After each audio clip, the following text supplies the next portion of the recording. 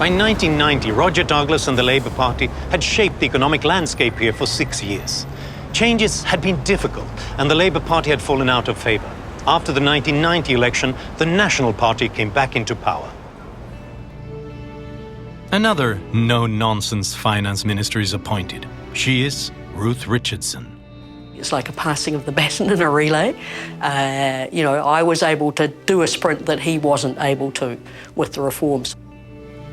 So in some sense, it was a 1-2 punch. In both cases, reforms moving in the direction of greater openness, greater transparency, greater government accountability, and better incentives for the private sector. So take our agricultural sector and take the meat industry and the slaughterhouse. So you had a closed shop, and I say this as a feminist as much as a finance minister. You had a closed shop, the boys had all the good jobs, they stopped the women doing the jobs that really paid well.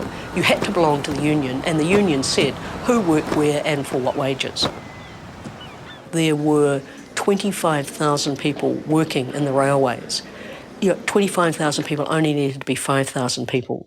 So when you disrupt 20,000 people who are in pretend work, how are they going to re-enter the workforce if you've got all these closed shop arrangements?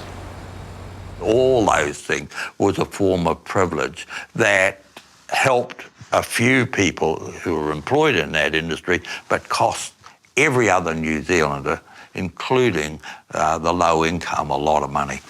And in 1994, the job growth exploded. People were free to work.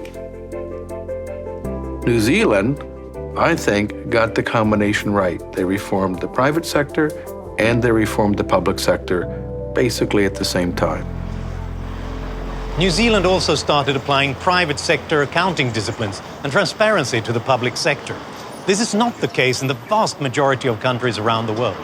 In fact, if private businesses were to report their financial books according to the same standards as government accounting, it would be deemed illegal in most countries. In New Zealand, government officials could no longer get away with a lower standard.